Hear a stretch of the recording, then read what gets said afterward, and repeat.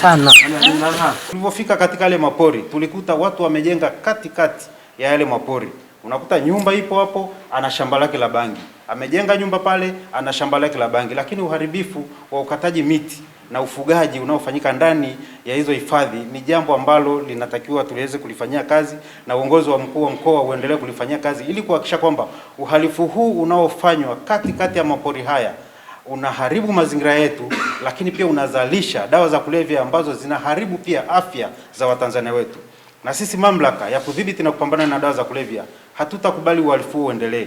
Baada ya kuanzisha hii kanda hapa katika mkoa wa Tabora, tutahakikisha tutafanya operation za mfululizo katika maeneo yote, na wale wote ambao wanalima katikati ya mapori hayo na kuzalisha dawa za kulevya ndani ya mapori na nje ya mapori, tutahakikisha kwamba tunachukua hatua za makusudi kuhakikisha kwamba tunadhibiti huo uhalifu unaofanyika. Kwa hiyo nitoe wito kwa wahalifu wote na wale wote wanaozalisha dawa za kulevya katika mkoa wa Tabora kwamba waache mara moja, kwamba sheria itachukua mkondo wake kuhakikisha kwamba tunachukua hatua za kisheria, tena hatua kali kabisa, kuhakikisha kwamba tunawakamata wote wanaohusika na uzalishaji huo wa dawa za kulevya katika mkoa wa Tabora sambamba na nchi nzima.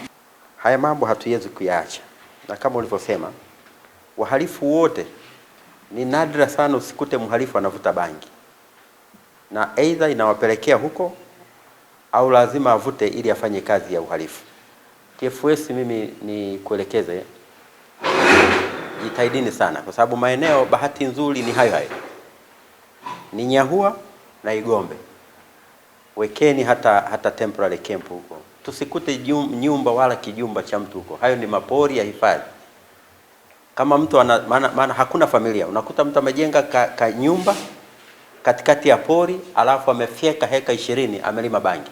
Hakuna familia pale, manake wanaenda kwa ajili ya kazi ya kulima bangi.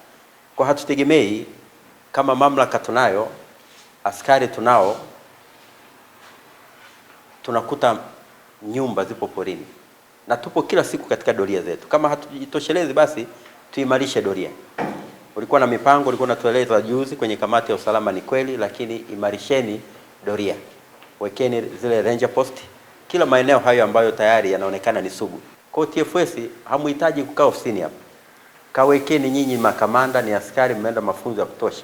Kawekeni camp huko. Hatusikute tena kwamba tuje tukute kamishna anatoka Dar es Salaam au Dodoma kuja kuingia porini kupambana na wahalifu wa lima bangi.